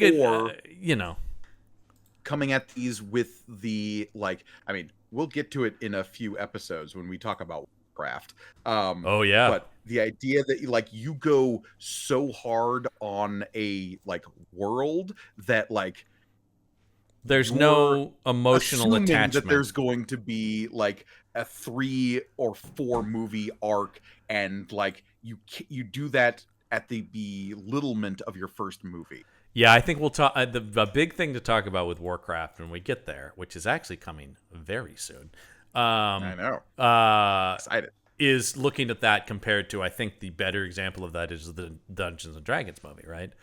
Which is a story set in a world as opposed to a story of a world. Which is why I'm like, just somebody asked me the other day, what's the best video game adaptation? And just snap answer, didn't even have to think about it. I said Fallout, because it does exactly that. It absolutely does. Fallout is a. I think between Fallout and Last of Us, you're seeing 2 very good shows that are doing 2 different approaches, almost opposite approaches. The only reason I don't say Last of Us is because that is more a one-to-one adaptation of a singular But I'm saying, I think it's interesting that those are probably objectively the 2 most successful, and they are 2 very different approaches. And literally, as we're recording this, yesterday, they announced a showrunner for Amazon's Mass Effect show, which is going to be incredibly interesting to see what that turns into. I'm so scared. I don't know. I mean, like, there's a world where I could see that being an awesome show. There's also a number of worlds that I could see that being abysmal. I don't know. There is a very clear world that I'm just like sifting through the ashes of right now, in which that makes it 2 seasons and then is canceled before any kind of resolution happens. A la The Wheel of Time. Yeah, I mean it's who knows? It's an interesting crapshoot, but we're certainly leaning into, and this is just talking about this in general. That seems to be becoming the more like, oh, like, and this is classic Hollywood thinking, right? Is Fallout, Last of Us, are suddenly they're like, got it. That's how you do video games. Okay, cool. We got the note, and it's like, wait, it's not a. But we also saw a huge like stumble in that exact same scenario with Halo. Mm-hmm. Yeah, that one didn't go.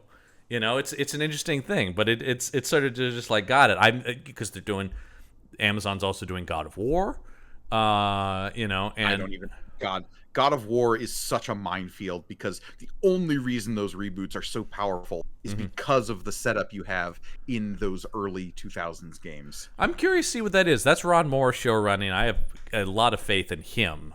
Sure. I'm curious to see what that's going to be. But it definitely is like all. I do think in general, if there's you're talking about, is this a flawed concept in general to try to adapt video games? And I think there's some truth to that, is what I will say. I think that they are deceptively harder to adapt than, say, a novel or a comic book. Yeah. I just because you have that engagement aspect. Going forward with the different like games, I think there is a kernel of the question with each of these. Like, is the game itself that you're trying to adapt easier or harder, and what lessons are being learned as we're going? I think Hitman is a real middle ground of those. I think there's a lot of stumbling blocks, but I think a good Hitman movie could exist. I don't think it's happened yet, but I think you could. I think there's enough things that are interesting and unique about it and narratively gripping that if you found an emotional end to them, because that's at the end of the day. Look, I'm a big believer in this. I have subscribed to the if you listen to the way Chris McQuarrie talks about the Mission Impossible movies, is like all that matters is how it feels. You can get into structural issues and stuff like that, but does the audience feel something is the only thing that really will make something successful or not. Yeah. And in these two movies, even though this one's more fun, I definitely don't feel emotionally attached to anything in this movie. Yeah. No. It's just there's more fun to be had. Fun action conceit, but it's not like I really care about Katya and 47 or Yeah. More so than the people in the last movie, but that's not saying much. An example of a similar conceit insofar as like person discovers they have a part of a larger sci-fi legacy is that Charlize Theron project, The Old Guard. Oh yeah, Old Guard's great. And Old Guard's great, and we're getting a sequel to that soon-ish, right? Yeah, probably out by the time you're hearing this. Yeah, it's this summer. And that does a good job of making us care about the characters we're suddenly introduced to in this wild action franchise. For sure. And obviously that's a comic book adaptation. Yeah. And it's, again, different stakes. Yeah. And really good, really solid, and also a rare example of Greg Rucka, the creator of the comic book, actually adapting himself. Which he's big on these days. Yeah. But I think that's also interesting when we talk about things like Last of Us, which is, Neil Druckmann's co-showrunner on something like that. Yeah. But I'm sure we'll be talking about Criminal here. Yeah, man. I can't wait to see Criminal. I'm so excited for Criminal. Obviously, one of my favorite comic books. Because of course it is. It's called Criminal. Gorgone, this movie... Criminal. This movie cost $35 million. This is not a bomb, though. It made $82.3 worldwide. Now, obviously, they were expecting more from it, but that's not awful. Yeah. We're in the post-Avengers age, though, and movie expectations after 2012 start going out the frickin' window. Yeah. Well, let's talk about where this landed in the top 200 highest grossing films of 2015. Let's talk about where this thing landed. As always, I have your top 5 for you here. There is no doubt that number 1 is Star Wars Episode 7, The Force Awakens. And that thing made $2 billion. Yeah, because it was the first new Star Wars movies. Right. You do just see that and none of them fail, but you do just see none of them reach the height of that because it can't. Very interesting we were talking about what Rupert Friend is up to next. The second, number 2 is Jurassic World. The first one of those. which obviously Again, I think another like reboot of a franchise where everyone was like, "Whoa, we're back!" And yeah. then progressively people went like, "Are we though?" All those are massive smashes, but Sure, I know. And the third one did really, really well. yeah. It's like one of the few like huge post-pandemic massive things. That's a franchise that is sort of a license to print money, it seems like. Another franchise like that, Furious 7, the last one with Paul Walker. That's another this by the way, all 5 of these top 5 movies made over $1 billion. Hollywood would kill for that now. So keep in mind, every one of these makes $1 billion plus. Avengers: Age of Ultron, number 4. Yep. And Minions at number 5. Lest we forget those Minions, man. That is money in the bank. Mm-hmm. Banana. By the way, this was a good year for me as I realized that looking at the top 10, both a Mission Impossible and a Bond movie came out in 2015. So I was very happy. And another reason why I probably was able to ignore this, because I'm like, the 2 best spy franchises are making awesome entries, because both Rogue Nation and Spectre came out in 2015. But big box office. That's crazy that all those made $1 billion plus. But where did... You said this movie made like 80? 82.3. Where did that land in the top 200? This landed it at 39. Oh, they wish. 91. Ooh 91. Way off.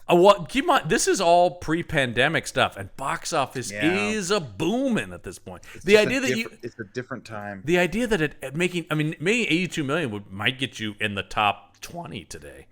I guess, answer me this. When do we drop below 100? Like, what number of film are we at when we drop below 100 million? 75. Whoa. Yeah. No, it is not... all the calls about concern about people not going to the movies, totally valid when you look at these numbers. It is... Like, the idea of making 100 today is kind of hard. Yeah. Again, people aren't going to movies. I mean, it is something like it's reduced like 40% film attendance. It's absolutely wild. And I got to say this, I always say like what it's sandwiched between. I do not know what either of the movies that it's sandwiched between are. The unfortunately titled, and it is a foreign movie, so maybe but the unfortunately titled Suck Me Shakespeare 2. Oh, I'm not kidding. Is number 90, just above it, and Wolf Warrior is at 92, which is a Chinese action movie. Okay, please read me the plot description of Suck It Shakespeare 2. Suck Me Shakespeare 2. Oh, apologies.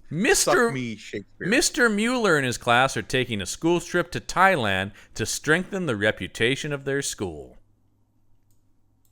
No idea. Full stop? That's what it says on Box Office Mojo. Let me expand out a little bit. Suck Me Shakespeare 2. These are... I'm sorry. What country are these from? They go to Thailand, but I don't know if this is... Okay. Yeah. Mr. Mueller's class are taking... Yeah, that's all it says anywhere. And the poster is a super jacked guy in a tank top holding like a homemade crossbow that's made out of like a big ruler. I'm not kidding. That's really what this is. There's a third movie in this franchise, John. Oh God, do I have to do a season about that? Suck Me Shakespeare. Suck Me Shakespeare 3. Yeah. A bank robber becomes a teacher after being released from prison and finds himself at the center of a number of crazy adventures. Yeah, that seems to be what I'm looking at the first one. A comedy follows an ex-convict who lands a position in his school. These seem to be like huge, wild, like farcical movies. They're German. They're German movies. Interesting. Yeah, they look like they're German. Okay. Yeah. So I mean, it's always fascinating to me because, and I don't think it's shitty of us to think this. We do as America, we mostly dominate the film industry, right?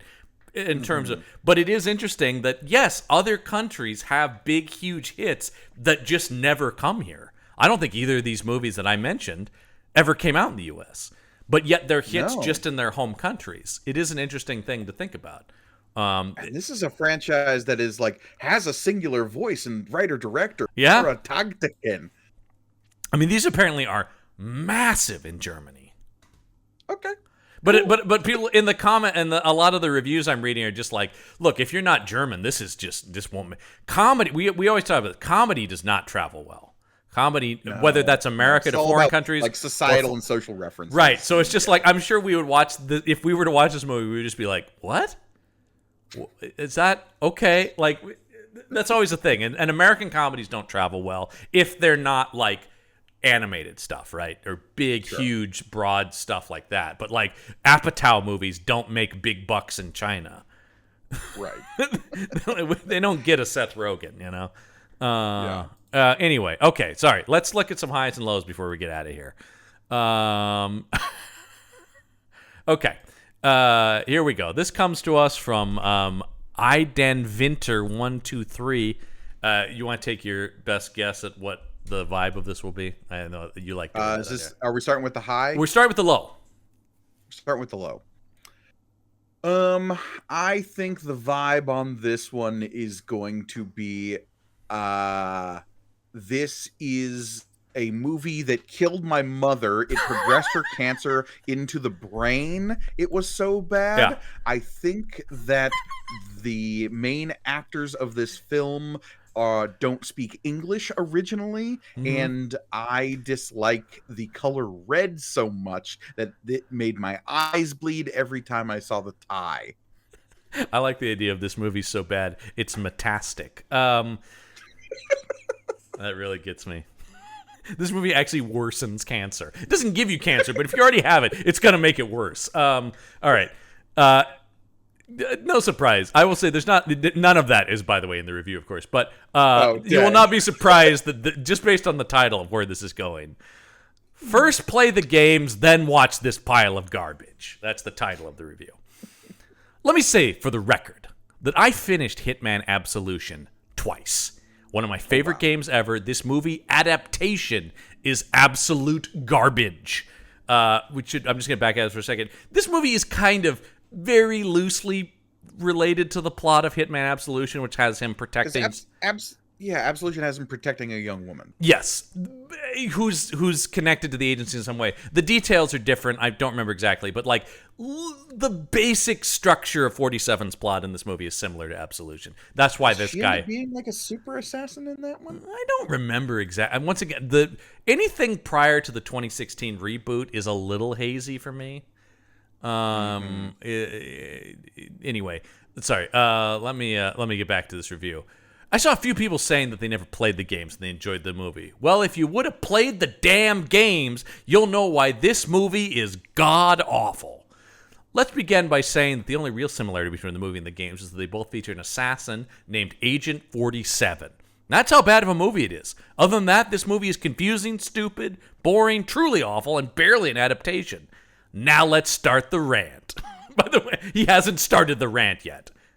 Okay, so the character of Victoria from Absolution is also like a genetic. Okay, so it is a loose adaptation of that game, kind of. Yeah. Because it is interesting. This came out in 2015, and then the next year the games will reboot with sort of a. And once again, it's a soft. It's not really. I've seen the game company push back on calling it a full reboot because it does still acknowledge that those other games have happened, but it's sort of a table resetting of the character. Sure, in the same way the God of War games did, in the same way the Doom games did. Like it's like now he's on his own fighting against the ICA, and that's sort of a new status quo. Anyway, okay, here we go. Let's start the rant. The action scenes are boring. The performances are below average. You barely know 3 of the whole cast in the movie. So many plot points. The only truly amazing thing in this trash. So many stupid, unnecessary slow-mo sequences. A truly horrible, awful plot twist. And let's not forget my main issue with this trash. It's not a movie. It's trash. Is there slow-mo in this movie? I guess I didn't really clock it as much. I think there's... The only one I distinctly remember is I think it is slow-mo when he draws his guns when he gets out of the car. Yeah, but you got to do that. No, I mean that's just classic action. You're not. If you have someone draw 2 guns at the same time, you are legally required to film it in slow motion. We call that the John Woo rule. The Woo doctrine is clear on this. There's just a photo of John Woo with a thumbs up. This movie is Doves Woo behind him. Yeah, this movie is Woo approved.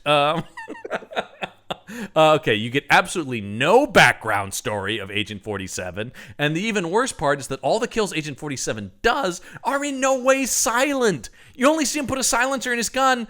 It should be on his gun, but that's all right. Once throughout the whole trash. Just once! This film is truly a betrayal of the original games. It doesn't do any justice to the games. Every scene filmed in the film is awful and fake, and like I said before, the plot twist is so awful, it makes you wonder what the hell did you just see? This is probably one of the worst video game-inspired films. This film is useless. Worthless. That's just not true. Doesn't make any sense at all. Confusing. Bad action sequences. And please don't give this film your money. Please. Other than that, hope you have a nice day, and don't even think about watching this trash, even if you play every Hitman game, and even if you didn't play any of the games. 1 out of 10 stars. Really, you say it's fake. Well, every movie's kind of... It's a movie. Yeah, they're all fake. I always go back to, and it's rare, as you know, to hear me quote this guy in a positive manner, but there's a really good documentary called Side by Side that Keanu Reeves made about the move from film to digital to make movies. And he's just talking to filmmakers about it. They doesn't really have like a viewpoint. He's just going, here's this trend. Let's talk to all these great filmmakers about what it is. But he's talking to James Cameron about digital, and he says, the complaint that I've heard, Jim, is, when it's digital, it's not real. And James Cameron goes, when was it ever real, Keanu? And I always think about that. It's true. Like, when was any of this real? This is all fake. We just make shit up for a living, So it is just sort of a thing. But yeah, whatever, man. Anyway, watch that documentary if you're a real film nerd like I am. It's great. Okay, this comes to us from Charlie the Cat Puka, of course. Yeah. One of our former... Oh, by the way, we don't have a Roger review because sadly Roger Ebert died 2 years before this movie came out. He will be missed. He will. He loved the first one, if you remember. So weird. Anyway, Charlie the Cat Puka titles their review, much, much, much better than I expected. I'll be honest, I didn't go into this movie expecting much. I'm not a big fan of the Hitman franchise because I've always been a story-oriented player, and the idea of playing a seemingly static character like 47 never appealed to me. Since seeing the movie, I've done some research and found out my initial opinion of the franchise was wrong, and I should probably give the games a chance. Can I just back out of this to say, that is a rare moment on an IMDb board, or, there's someone admitting, I may have had an improper misconception about this movie. What a healthy point of view. I know. I was like, I can't believe it. I found a rational person on IMDb. Hold on, John. We're approaching an IMDb review that isn't already a staunchly entrenched opinion about a thing they already love. Is this someone who reconsidered an opinion? They had a preconception and then went, I think I've actually wrong based on research. This is a novelty for the internet in general. If this movie accomplished that, I'm willing to forgive all issues I have with it if it was able to actually make a human being take a moment to reconsider their preconceived notions of something. Yeah. I will say, I don't disagree with a lot of the points of this review. Just giving it 10 stars is where I would... Anyway, Rupert Friend does an excellent job as Agent 47, capturing a man who is stoic and seemingly emotionless, but also a liar. One of the cool elements of this movie is you can never tell if 47 is genuinely open up to Katya about his feelings or whether he's just trying to manipulate her. Given he's contrasted directly against John Smith, who does the exact same thing, it leaves the viewer with an interesting conundrum as to whether anything they're seeing from them is true. This is a cunning and cerebral 47 who knows exactly what he needs to do in order to get his target. The action scenes are, of course, the only reason anyone should go see this movie, and they don't disappoint. They're silly, awesome, fun, and bloody. Agent 47 can do the John Woo guns akimbo thing with the best of them, but he's also capable of taking people down with a piano wire or shoving them into plane engines. None of them make a damn bit of sense in the real world, but honestly, who cares? This isn't the real world. This is the world where the Syndicate and the ICA are dueling over a cloning project's future despite having cyborg super soldiers at their beck and call. I'm not a believer that big, dumb action movies are automatically forgiven for being dumb. Captain America the Winter Soldier is a big, intelligent action movie, for instance. However, I do think Hitman is a big, silly action movie, which is something else entirely. It also benefits from a rewatch. Yes, I saw it twice, because 47's motivations are consistent throughout the movie, but hidden from the viewer. I would very much be willing to watch another installment of this franchise with the same cast and hope it does well at the box office. 10 out of 10 stars. Like I said, I agree with a lot of it. I would just go like, yeah, 6 out of 10. You know, like, and gentleman. This is again, a gentleman 6. The use of the 10 stars is often a placeholder for 10 is good, 1 is the worst, and nothing in between equates to anything. It's the problem with all film discussion these days, or actually anything, really, any like art or anything that can be, is it does seem like everything must either be the greatest thing ever, the worst thing ever, and the vast majority of things are in the middle. The vast majority of movies I see are like, okay. One of the reasons I still read IGN reviews is because they're like, staunch stick to like everything's kind of a 6, 7, 8. So if you actually read the reviews, there's actual decent discussion to be had there. They're not just giving things 1s and 10s. It's actually a big reason why I don't have any rating system on this show. Yeah, fair enough. I just like, let's just discuss it and whether or not it's good. I'm not here to go like B-, you know, like I don't. What does it matter? Honestly, I think the rating system of we would/wouldn't recommend watching this movie. It's a pass-fail thing. Not as good as it needs to be. And that's what it is on the on Meet the Monsters, and that's kind of what it is loosely here. Like I said, I would say I see no reason to run out and see this. But if you're going to watch one Hitman movie, this is definitely better than the other one. Yeah, for sure. Yeah. All right. Well, next week. Well, I should tell people though before I talk about what's going to be next week, where they can check out more from us, because you can head over to our Patreon page, which is patreon.com/PunchUpEnt. That's PunchUpEnt. Where else can people get content from us, Gorgone? YouTube. I always like you just said, obviously YouTube. Of course. YouTube.com/@PunchUpEntertainment. Oh, that would be more specific. There, you can find all of the shows from Punch Up Entertainment, including this one, Campbell and Jones Meet the Monsters, May the Panel Be With You, as well as some of our YouTube exclusive stuff like Punch Up Plays. Material components can also be found there. And while you're there, please remember to like, comment, subscribe. Let us know in the comments below if you were to make your own Hitman movie, TV show. Yeah, either one. Who would your main character be? What would the premise be? And how many people have to die in the episode / movie to like clear those checks? Yeah. I don't know. I've never read the vote, 47 people. There you go. 47 for 47. I've never read the comic book, the Hitman comic book that Chris Sabella wrote. I'd be curious because he's a really good comic book writer. Yeah. I'd be curious to see what that is, how that explores. Which it's either studios that come from? Maybe IDW or Boom. It's one of those. Yeah. Sorry, it's one of the Dynamite, isn't it? It's gonna be something like that, I'm sure. It's called Birth of the Hitman, and it's from the fine folks at Dynamite. Yeah, nailed it. If it's one you can't think of, it's probably Dynamite. Or Top Cow, one of those two. Yeah. Oh, Top Cow, my God. Yeah. Anyway, though, it's an origin story though, so that'd be kind of interesting. Takes place before the first game. But yeah, check that out. Next week on the show, though, very exciting. You're going to be back with us, but we're also going to be joined. This is the first he's hearing, because Gorgone, you said sometime soon. How about next week? We're talking Warcraft with you and Reed Morris. Current WoW addict Reed Morris.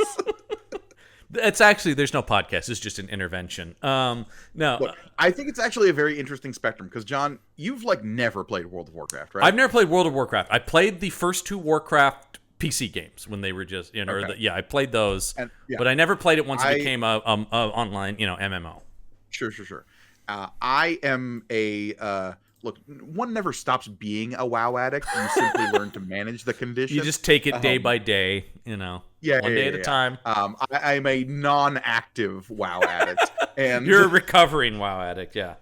And Reed never gave the habit up. So I think that's an interesting spectrum. I think so too. You cannot talk about the Warcraft movie without the World of Warcraft of it all. Of course, yeah. I mean, and look, we talk about too. It's I do think, based on having talked to people about it and looking at stuff, your level of addiction really it measures how much you might enjoy this movie. Correct. Yeah. Because I will say I have seen it, and I found it intolerable. We'll see how it holds up on this viewing. I found it not necessarily intolerable, but almost impenetrable. Almost like it wanted to keep me from engaging with it. Have you seen it since you saw it in theaters? No, that's the only time I've ever seen it. Okay. So that's what I'm saying. I'm curious. That was my reaction to but I went, oh God, I just found it tiresome. But also, like I said, just because it is just did I miss something here? Was I supposed to get a glossary before we went in here? They should have handed you pamphlets like they did to the original viewings of Dune. The David Lynch Dune. We had like a 5-page booklet. Boy, that's not a great way to set it. It's basically starting from, you're not going to understand this. Here you go, buddy. Good luck. Yeah, it's called The Video Game World of Warcraft, John. Yeah. No, I'm very, and we will talk about, that's also going to be one of the most fascinating box office segments, because the box office of that movie is super weird and unusual for an American blockbuster. But anyway, we will talk about all of that next week on the show. But until then, the case file is closed.